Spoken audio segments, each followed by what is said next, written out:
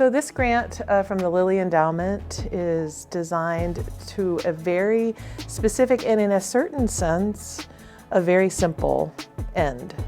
The goal of this initiative is to support families, to encourage families, and to give them the resources that they need to feel comfortable in really giving emphasis to, giving a place to the family meal in their life.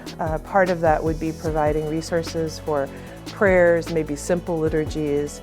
But when we come from a perspective of theology, we think of the whole thing in a certain sense as already embodied prayer. But that's the main focus. As I mentioned, we'll certainly include some easy, simple prayers and liturgies, a mother or a father who says, let's do a little something at the table for Lent. Let's do a little something at the table for Advent.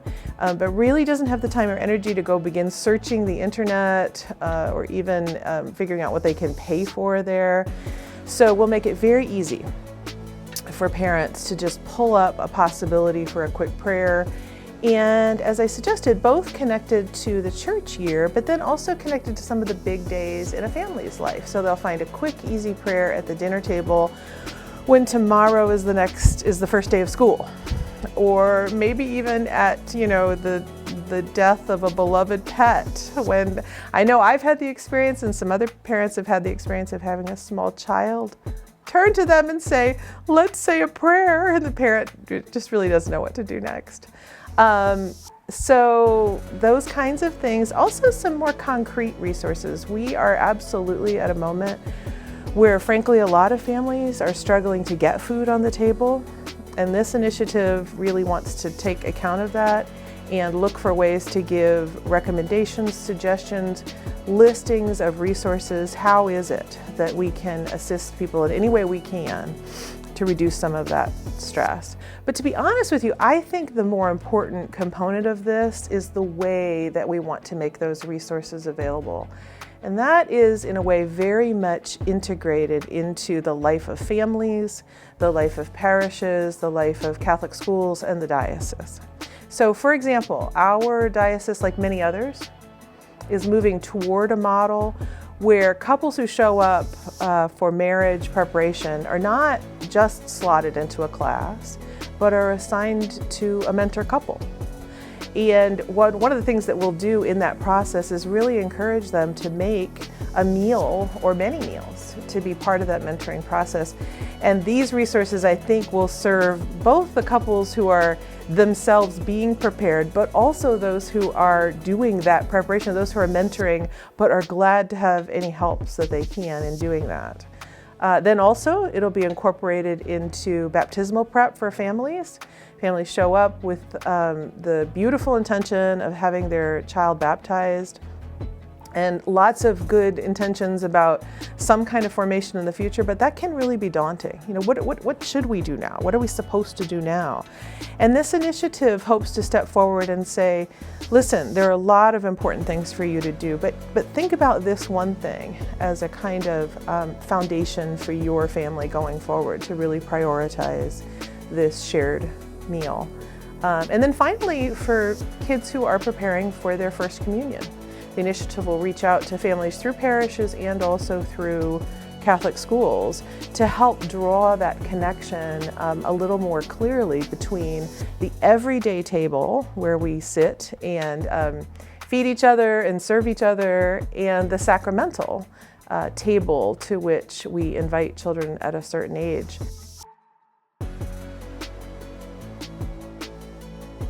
So the most important partner of all is the Diocese of Providence. I'm happy to say that I have gotten a lot of encouragement already. A lot of conversations have happened there already before the proposal for this grant was submitted.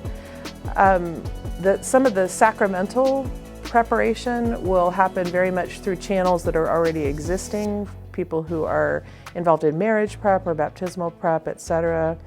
Then we have a particular focus at a local parish.